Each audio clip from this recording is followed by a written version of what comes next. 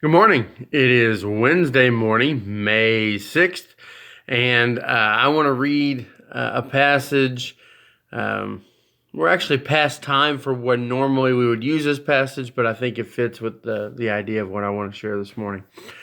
It's from Luke chapter 23. I'm going to read verse 33 and 34. When they come to the place called the Skull, there they crucified him and the criminals, one on the right and one on the left. But Jesus was saying, Father, forgive them, for they do not know what they are doing. I think it's interesting to think about that forgiveness. I've seen it labeled as impossible forgiveness, and really it kind of is. It's impossible to think that he would want to forgive those that were tormenting him, that were treating him so badly, that were doing things that were just so utterly evil toward him. And yet he had that forgiveness, that love shown toward them, and he was dying for them, even in the midst of all that. And I have a hard time as a human wrapping my head around that. I think we all do. I think trying to understand why God, through His Son, would forgive us for anything that we've done. For the most part, let's be honest, most of us are sinful creatures that will do whatever feels good, tastes good, sounds good, whatever, rather than maybe what we're supposed to. And so often, what keeps people from coming to the cross is that idea that, man, the things I've done, the things that I've experienced, everything that I have done in this is just too much. I've done too much for God to forgive.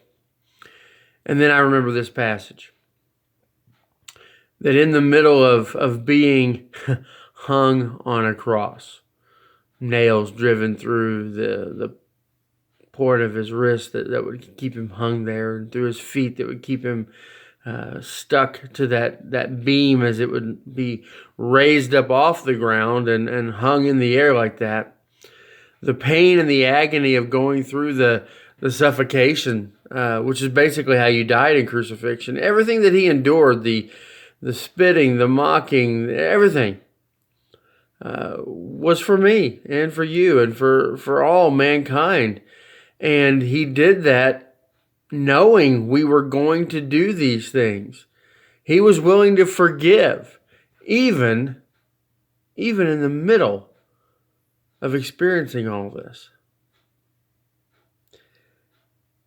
You've never sinned in your life so much that God is not willing to forgive through His Son. Now, there's keys to this. You have to be repentant. That means changing. You can't willfully be going right back to that same sin over and over and over again. I mean, you have to really want to change your life and ask Him to help you do it. You need to confess Him as Lord and be obedient to Him. That means being obedient unto the gospel. You have to be immersed into Him.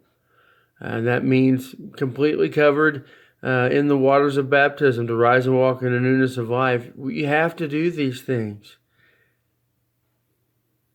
And He'll forgive us.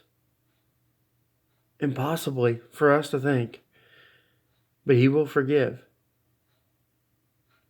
If you're outside of Christ, I want you to be thinking about that today. That there's never a time when you're outside of Christ that you can't come to Him and begin a whole new life.